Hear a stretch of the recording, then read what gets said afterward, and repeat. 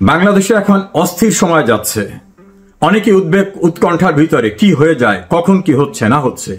এর ভিতরে নতুন করে সংযোজিত হয়েছে গণমাধ্যমে যারা কথা বলেন, সাংবাদিক, রাজনৈতিক বিশ্লেষক, তাদের ধারণা ডক্টর ইউনূসের যে রাজমহল, তার যে প্রাসাদের যে অন্দরমহল, সেই অন্দরমহলে আন্তঃকন্দলের আগুন এখন দাউ দাউ করে জ্বলে উঠেছে। আগুনের বহ্নিশিখা প্রকাশিত হচ্ছে তাকে যারা নিয়োগ দিয়েছে এবং তিনি যাদেরকে দিয়ে রাজনৈতিক দল করেছেন তাদের বিভিন্ন বক্তৃতা বিবৃতিতে। আমরা সেই বিষয়গুলো একটু শুনে আসি। নির্বাচন সংস্কার ডিজিএফআই নিয়ে কি বললেন তার দলের গুরুত্বপূর্ণ নেতা। সামনে যদি আয়নাগর প্রচেষ্টা করা হয়, আমরা সে আয়নাগর কেন ডিজিএফআই এর হেডকোয়ার্টার ভেঙে দেব। তিনি বললেন ফেব্রুয়ারিতে নির্বাচন হবে না, সামনে যদি আয়নাঘর, এমনকি ডিজিএফআই হেডকোয়ার্টার তারা ভেঙে দেবে। অর্থাৎ ডিজিএফআই হচ্ছে সেনাবাহিনীর প্রতিরক্ষা গোয়েন্দা সংস্থা, তার হেডকোয়ার্টার ভেঙে দেবে। লন্ডনে গিয়ে তারেক রহমানের কাছে কিভাবে সারেন্ডার করেছে সেটাকে রেটরিক করতে বলছেন যে সেজদা করে আসছে, সব বিক্রি করে দিয়ে আসছে, সে বাংলাদেশে কোনো মানুষ পায় না। আমরা সেটা একটু শুনি। এই যে আমাদের নোবেল লরিয়েট ইউনূস, বাংলাদেশের মানুষ আমার চোখে পড়ে না, ওনার লন্ডন যেতে হয়। লন্ডনে গিয়ে সিজদা দিয়েছেন, ঘোষণাপত্র হয়েছে, ঘোষণাপত্র লন্ডনে গিয়েছে। এই যে আমাদের নোবেল লরিয়েট ইউনূস, বাংলাদেশের মানুষ আমার চোখে পড়ে না, ওনার লন্ডন যেতে হয়। লন্ডনে গিয়ে সিজদা দিয়েছেন, সিজদার মাধ্যমে উনি ওহির মাধ্যমে আদেশ পেয়েছেন এবং সেটার একটা প্রেস রিলিজের মধ্যে জানিয়েছেন এখানে উনি বললেন যে ইউনূস সাহেব লন্ডনে গিয়ে সেজদা দিয়েছেন, সেজদার মধ্য থেকে তিনি একটা ওহি পেয়েছেন, ওহি নাজেল হয়েছে, সেই নাজেলকৃত ওহির ভিত্তিতে তিনি কথা বলছেন। এখন একইভাবে তার যে দলের আরেকজন গুরুত্বপূর্ণ নেতা হাসনাত আব্দুল্লাহ, তিনি কি বললেন এটা আমরা একটু শুনি। তিনি স্পষ্টভাবে বলেছেন ডক্টর ইউনূস লন্ডনে গিয়ে সরকার বেচে দিয়ে আসছে।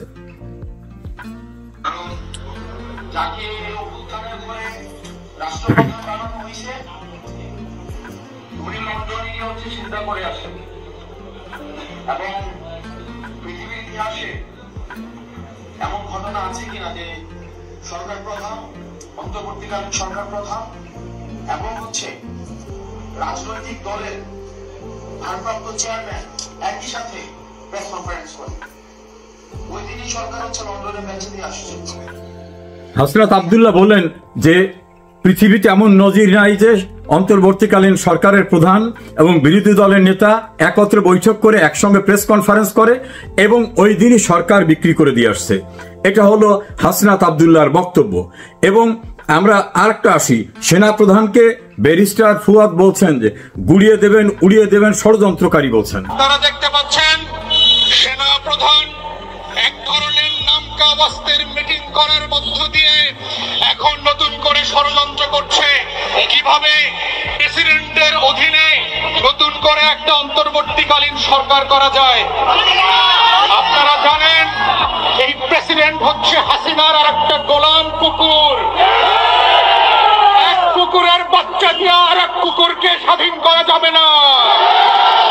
আমরা যখন কুকুরকে দেশছাড়া করেছি, কুকুরের বংশ সহ উৎখাত করে দেশছাড়া করব।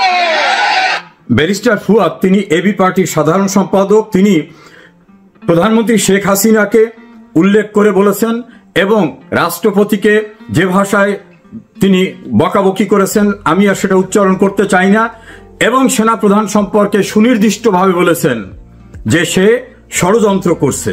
শুধু সেইখানে না, নাসিরউদ্দিন পাটোয়ারি এই সেনাবাহিনী সম্পর্কে আরো ভয়ঙ্কর একটা মন্তব্য করেছেন, আমি উচ্চারণ না করে আপনাদের শোনাই।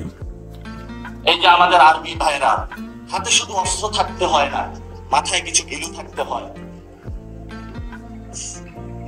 না বুঝে সংবিধান, না বুঝে স্টেট, বিভিন্ন দেশ থেকে গিয়ে একটু ঘুরে ফিরে কিন্তু অস্ত্রের প্রদর্শনী থেকে কিছু অস্ত্র নিয়ে আসে, আর নিয়ে আইসা মাথায় গিলু না থাকার কারণে অস্ত্রটা চালায় জনগণের উপরে। কি অদ্ভুত একটা বাহিনী, কি অদ্ভুত গোয়েন্দা সংস্থা। আপনার মাথার মধ্যে যদি ন্যূনতম কমন সেন্স থাকতো, আপনি আয়নাঘর বানাইতে পারতেন না।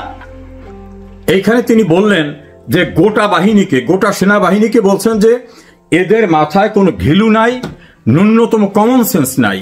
বিদেশ থেকে কয়েকটা অস্ত্র নিয়ে আসে, ট্রেনিং নিয়ে আসে, সেই অস্ত্রটা মানুষের উপর চালায়। গোটা সেনাবাহিনীর মাথায় ঘিলু নাই, এটা পরিষ্কারভাবে তিনি বললেন।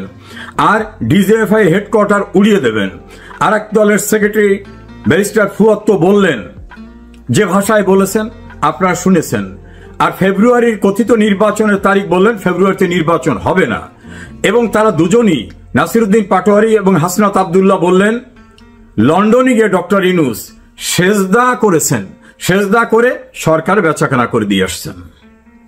এখন এই ইউনূসকে, এই ইউনূসের নিয়োগকর্তা তো এই এনসিপি, এই ছাত্র আন্দোলনকারীরা। হঠাৎ কি হলো? একেবারেই সব রিভার্স হয়ে গেল। সম্পর্কের অবনতি এমন জায়গায় চলে গেছে যে এখন তাদের আর নাকি মুখ দেখা দেখি নাই। তাদের কথিত জুলাই ঘোষণায় নেতৃবৃন্দরা তারা কক্সবাজারে গিয়ে অবকাশ যাপনে চলে গেলেন। তাদের নাকি ভালো করে ইনভাইটও করা হয়নি। তারা এখন অভিযোগ করছেন যে আমরা করেছি আন্দোলন, ওই ঘোষণার মঞ্চে আমরা থাকবো, সেখানে কেন রাজনৈতিক দলের নেতৃবৃন্দ? এবং একটু সূত্র জানায় তাদের নাকি 2 থেকে 3 জনাকে মাত্র নিমন্ত্রণ পত্র দেওয়া হয়েছে। ওরা বলছে যে আমরাই তো সব, আমরা এখন 2টা নিমন্ত্রণ পত্র নিয়ে যাব, আমরা ওখানে গেলামই না। অবকাশ যাপনে কক্সবাজারে চলে গেছে। রাখি বন্ধন ছিন্ন হয়ে গেছে। এখন মহাবিরহ 2 পক্ষের মধ্যে। আলটিমেটলি কি হতে যাচ্ছে? ডক্টর ইউনূস সম্পর্কে এই তরুণ ছাত্ররা বা যারা নতুন উদ্যোক্তা, তাদের ধারণা ছিল না। একাধিক ব্যক্তি বাংলাদেশের গণমাধ্যমে বলছেন, যারা কেউ আমলিক করে না, যে ইউনূস নিজে লোভী, সে নিজেরটা ছাড়া কিছু বোঝে না। সাংবাদিক এম এ আজিজ, মঞ্জুল ইসলাম পান্না, মাসুদ কামাল, তৃতীয় মাত্রা জিল্লুর রহমান, আরো অনেকে পরিষ্কারভাবে বলছেন যে এই ব্যক্তি নিজেরটা ছাড়া কোনো কিছু বোঝেন নাই। কিভাবে? নিজের উপরে যে দুর্নীতির মামলা ছিল, মামলাগুলো প্রত্যাহার করে নিয়েছেন। 666 কোটি টাকা ট্যাক্স পাবে সরকার, সেই ট্যাক্স নিজে মওকুফ করেছেন। তার প্রতিষ্ঠান আগামীতে 5 বছর ট্যাক্স দেওয়া লাগবে না, সে ব্যবস্থা করে নিয়েছেন। নিজের গ্রামীণ বিশ্ববিদ্যালয় নিয়েছেন, ডিজিটাল ওয়ালেট নিয়েছেন, এবং গ্রামীণ ব্যাংকের রাষ্ট্রের মালিকানার অংশটা কমিয়ে নিরঙ্কুশভাবে নিজের জায়গায় নিয়েছেন। আপন ভাতিজাকে ডেপুটি প্রেস সেক্রেটারি করেছেন। লামিয়া মোর্শেদ তার সঙ্গে কাজ করত, তাকে এনে সচিবের পদমর্যাদায় বসিয়েছেন। স্বাস্থ্য উপদেষ্টা করেছেন। আমেরিকার সঙ্গে সম্পৃক্ত উনি, আমেরিকায় যারা বসবাস করে ওখানকার নাগরিক, তাদের ওখান থেকে অনেককে নিয়ে এসে বিভিন্ন দায়িত্ব দিয়ে বসিয়েছেন। এমনকি কনস্টিটিউশন পারমিট করে না এমন সকল জায়গায় তিনি বসিয়েছেন। নিজের সব কাজ সিদ্ধি হয়ে গেছে।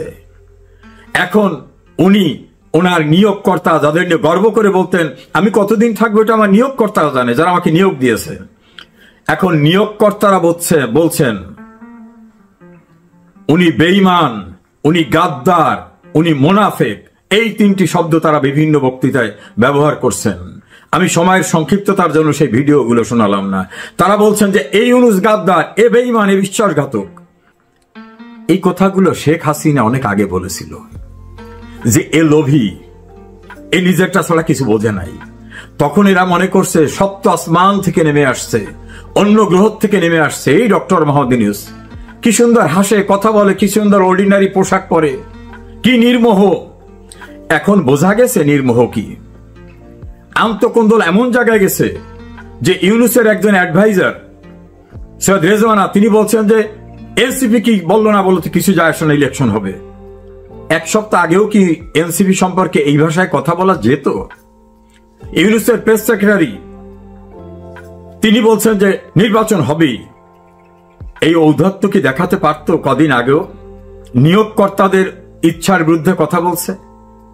অন্যদিকে এই নিয়োগকর্তাদের কেউ কেউ কি জঘন্য ভাষায় বিএনপির ভারপ্রাপ্ত চেয়ারম্যান তারেক রহমানের নামের সঙ্গে একটা ফিমেল জেন্ডার যুক্ত করে জঘন্য ভাষায় গালিগালাজ করছেন।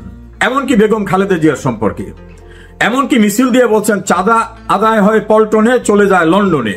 আর ডক্টর জনাব তারেক রহমানের নামের পিছনে খুবই আপত্তিকর একটা শব্দ ব্যবহার করে স্লোগান দিয়েছেন।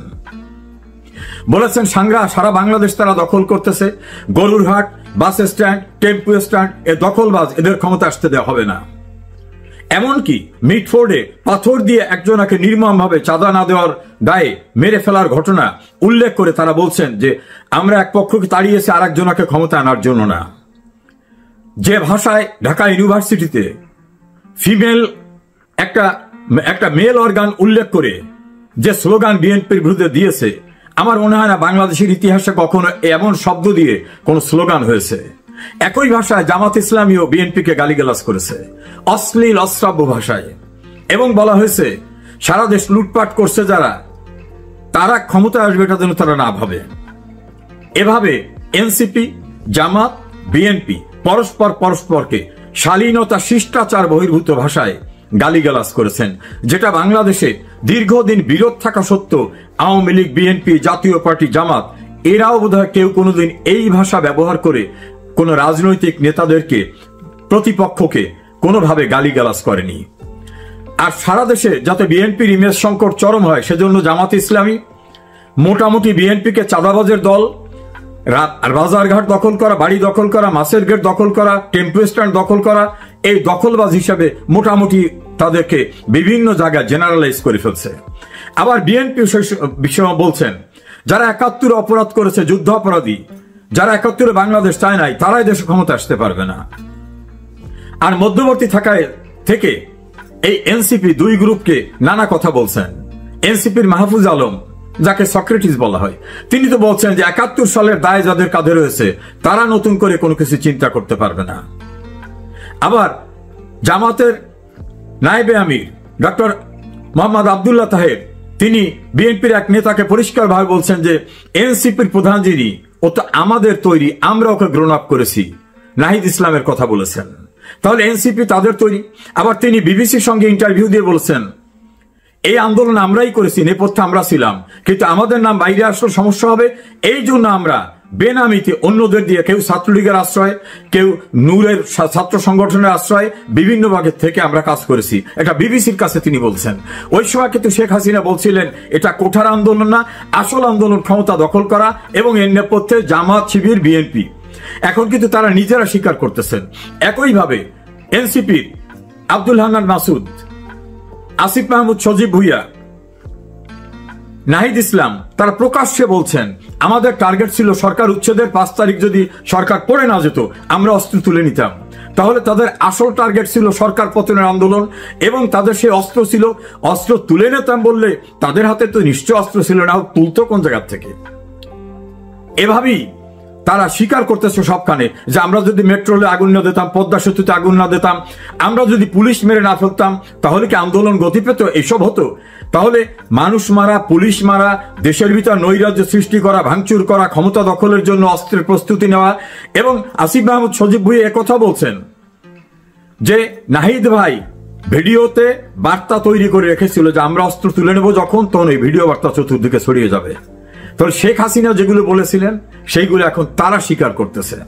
আর ডক্টর ইউনূস এইটার সঙ্গে যে জড়িত, এটা শেখ হাসিনা বারবার বললেও অনেকে তখন বলছেন না, ক্ষমতায় থাকার জন্য অহেতুকভাবে ইউনূসকে অভিযুক্ত করছেন। ক্লিনটন ফাউন্ডেশনে গিয়ে ডক্টর মোহাম্মদ ইউনূস সেখানে সাবেক মার্কিন প্রেসিডেন্ট বিল ক্লিনটনের সামনে বলছেন নাথিং ওয়াজ হ্যাপেন্ড সাডেনলি, ইট ওয়াজ মেটিকুলাসলি ডিজাইনড, অর্থাৎ সুপরিকল্পিতভাবে এগুলো ঘটানো হয়েছে। আবার ইউনূসের যে সিপাহসালাররা, তারা প্রকাশ্যে বলছেন আমরা মেসে থাকতাম, বিভিন্ন জায়গা থাকতাম, আমার দীর্ঘদিন যাবত এই পরিকল্পনা করতেছি। অর্থাৎ এই কোটা বিরোধী আন্দোলন একটা ইস্যু ছিল, এবং এটা সরকার মেনে নিলে বিকল্প কি করা যেত সেটাও তাদের মাথার ভিতরে ছিল। এইরকম ভাবে একটি গণতান্ত্রিক সরকারকে উচ্ছেদের জন্য যে মেটিকুলাস ডিজাইন, যেটা শেখ হাসিনা বলতেন, ইউনূস সেটাকে এডমিট করেছেন। এই প্রক্রিয়ার ভিতর থেকে যারা কাজ করেছেন, এখন তাদের স্বার্থের সংঘাত।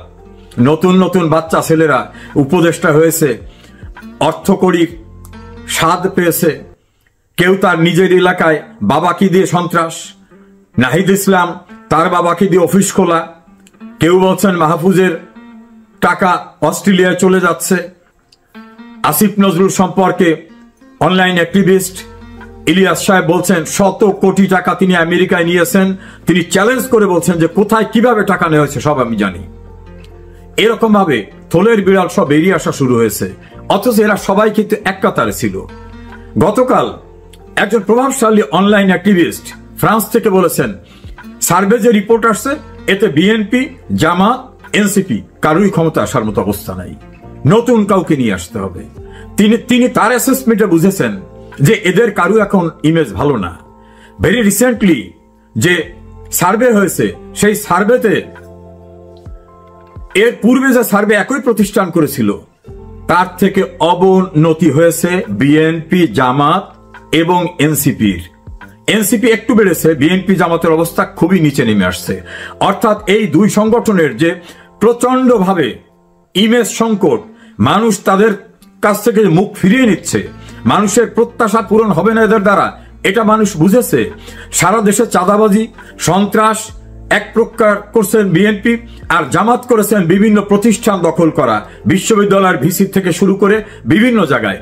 ফলে দখলের যে একটা কম্পিটিশন হয়েছে, আর ইউনুসের পার্টির যারা তারা করছেন টাকা দেওয়া খোল, তার টাকা নেওয়াটা। তিন প্রকারে তিন প্রতিষ্ঠানের লোকরা সারা বাংলাদেশে যে নৈরাজ্য, সন্ত্রাস, মবের সংস্কৃতি, বিচার বিভাগ দখল করা, প্রশাসন দখল করা, আইন শৃঙ্খলা পরিস্থিতি একেবারে ধ্বংস করে দেওয়া, প্রশাসনে তাদের ইচ্ছা অনুযায়ী সবকিছু হতে হবে এই ব্যবস্থা করা। এর ফলে মানুষ বুঝতে পেরেছে যে এদের দিয়ে বাংলাদেশে কিছুই হবে না। এই যে ইউনুসের অন্দরমহল যারা মিলে ইউনুসকে নিয়ে আসলো, শেখ হাসিনাকে ক্ষমতার থেকে সরিয়ে দিল, আজকে স্বার্থের সংঘাতে বিএনপি চায় দ্রুত ক্ষমতায় যেতে, তাতে যে সমঝোতা করতে হয় সেই সমঝোতা করে। এনসিপি মনে করে আমরা কেবল দল করলাম, এখন আমাদের কেউ চেনে না, গ্রামগঞ্জে যেতে হবে। পুলিশ, আর্মি, বিজিবি, র্যাব নিয়ে যাওয়ার পরও গোপালগঞ্জ সহ কক্সবাজার, চিটাগাং, ময়মনসিংহ, গাজীপুরে বিভিন্ন জায়গায় বাধার সম্মুখীন হচ্ছে।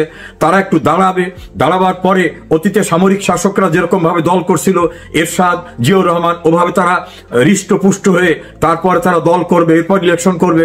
জামাত মনে করে আমরাই তো সবকিছু করেছি, এখন ইসলামী দলগুলো নিয়ে আমরা বাংলাদেশে একটা ইসলামী রাষ্ট্র কায়েম করব, আমাদের সেই সময় দিতে হবে। বিএনপি মনে করে অনেকদিন ক্ষমতার বাইরে ছিলাম, এখন আর তড়িঘড়ি করতে হবে, দ্রুত একটা নির্বাচন দিক, তারেক রহমান প্রধানমন্ত্রী হোক, আমরা যারা দীর্ঘদিন রাস্তায় ছিলাম আমরা মন্ত্রী সহ বিভিন্ন সুযোগ সুবিধা নেই। এই স্বার্থের দ্বন্দ্বে, স্বার্থের সংঘাতে মাঝখানে ইউনুস দেখতেছে আমার কার জন্য উপযুক্ত। ইউনুস মনে করছে এই ছাত্ররা এগুলি হবে না, এরা এখন পুলিশ, র্যাব, আর্মি দিয়েও কোথাও যেতে পারে না, এদের দিয়ে হবে না। জামাতকে নিয়ে নানা রকম ট্যাগ আছে, এরাও পুরোপুরি পারবে বলে মনে হয় না, বিএনপির সঙ্গে সমঝোতা করি। বিএনপিও তা মনে করছে যে উনি বিদেশের সঙ্গে যদি কোনো চুক্তি করে থাকে, বাংলাদেশে বিদেশিদের বেস করতে দেবেন, সেন্ট মার্টিন ছেড়ে দেবেন, উনি আমাদের পোর্ট দখল করে নিয়ে যাবেন বিদেশিদের হাতে দিয়ে, উনি নিজের যে সুযোগ সুবিধা সেগুলো নেবেন, উনি যা নেয় নিক, আমাদের দ্রুত ক্ষমতায় যেতে হবে। আর ইউনুস মনে করছে আমার যা হবার হয়ে গেছে, কাজী এখন আর পিছনে তাকাবার দরকার নাই। যার শক্তি ইউনুসের দৃষ্টিতে বেশি, ইউনুস তার সঙ্গে সমঝোতা করেছেন। নাসির উদ্দিন পাটোয়ারি এবং হাসনাত আবদুল্লাহর ভাষায় লন্ডনে এসে সেজদা করে সরকার বেঁচে দিয়ে গেছেন। অবশ্য দেশের আরেকটি মহল বলছে না, উনি তো দেশটাই বেঁচে দিয়েছেন। আনডিসক্লোজড যে চুক্তি উনার হয়েছে বড় একটি দেশের সঙ্গে, সেই চুক্তির মধ্যে উনি সবকিছু দিয়ে দিয়েছেন। তারেক রহমান এসে দেখবে অনেক কিছুই নাই, সিংহাসন থাকলেও সিংহাসনের আশপাশে পাইক প্রজার কেউ নাই। এভাবেই কিন্তু ইউনুসের অন্দরমহলে চলছে এটা। আবার কেউ কেউ বলছে না, এগুলো সাজানো নাটক, ইউনুস নির্বাচন দেবে না। এই এনসিপি জামাতকে দিয়ে বলবে এখনই নির্বাচনে পরিবেশ না, একটা হই হুল্লোড় করে একটা পরিবেশ নষ্ট করবে, তখন বলবে আমি তো দিতে চেয়েছিলাম, এই অস্থির অবস্থায় কিভাবে আমি ইলেকশনটা দেব। ফলে এভাবে তিনি আরো কিছুদিন ক্ষমতায় থেকে তার যে দেশের এবং দেশের বাইরের যে প্রভু, তাদের যে প্রত্যাশা আছে, সে চাওয়া পাওয়া আছে, সেগুলোকে ফয়সালা করে দিয়ে নিজের এক্সিটটা কেমন দরকার হয় সেটাও নিবেন। আবার এনসিপির লোকজনে বলতেছেন রাষ্ট্রদ্রোহিতার দায়ে আমাদের মৃত্যুদণ্ড হবে, আমাদের লিগ্যাল প্রোটেকশনের ব্যবস্থা না করে উনি কোথায় যাবেন, ওনাকে আমরা যেতেই দেব না। এখন এই যে ছেলেরা যারা শেখ হাসিনার বিরুদ্ধে রাষ্ট্রদ্রোহিতা, সন্ত্রাস, নৈরাজ্য করেছে, সংবিধান ভঙ্গ করেছে, তারা এখন আতঙ্কিত। সংবিধান লঙ্ঘনের দায়ে আমাদের তো মৃত্যুদণ্ডের মুখোমুখি হতে পারে, এজন্য তারা বক্তৃতায় বিবৃতিতে বলতেছে আমাদের লিগ্যাল প্রোটেকশন না দিয়ে কোথায় যাবে, ওনারা যেতে দেব না। আবার আব্দুল হান্নান মাসুদ তো বলছেন যে প্রয়োজন ওনার বিরুদ্ধে রাস্তায় নামবো। উনি কি মনে করেছেন এই আন্তকোন্দলের মধ্য থেকে উদ্বেগ উৎকণ্ঠার বাংলাদেশ অর্থনীতিতে, উন্নয়নে, সব কিছুতে, আইন শৃঙ্খলায়, বিচার ব্যবস্থায় ধ্বংসের চূড়ান্ত পর্যায়ে চলে গেছে। দেবপ্রিয় ভট্টাচার্যের ভাষায় বিশ্বব্যাংক বলছে 28 লক্ষ মানুষ বেকার হয়েছে, 149টা ইন্ডাস্ট্রি বন্ধ হয়ে গেছে। জিডিপির হার ছিল শেখ হাসিনার আমলে 7 পয়েন্ট প্লাস, সেটা এখন বিশ্বব্যাংকের ধারণা 3-এ নেমে আসবে। বাংলাদেশটাকে 12টা বাজিয়ে দিয়েছেন। ইউনূসের রাজমহলের, অন্দরমহলের আগুন বোধহয় বাংলাদেশকে আরো ভয়ঙ্কর পরিস্থিতির দিকে নিয়ে যাচ্ছে। কি হতে যাচ্ছে আমরা অপেক্ষা করি। তবে সুখকর কিছুই যে ইউনূস এবং তার পারিষদবর্গের কাছ থেকে কিছু পাওয়া যাবে না। মানুষ যখন সবাই বলতেছে যে এর চেয়ে শেখ হাসিনা ভালো ছিল, সেই জায়গাটা এখন যুক্তিগ্রাহ্যভাবে সবাই গ্রহণ করছে। কিন্তু দেশটাকে কতটা ধ্বংসের ভিতরে চূড়ান্ত পর্যায়ে নিয়ে ইউনূস পরিত্রাণ দেবেন, অথবা অনাকাঙ্ক্ষিত কি ঘটনা ঘটে যায়, সেটাই এখন দেখার অপেক্ষায় থাকতে হবে আমাদের।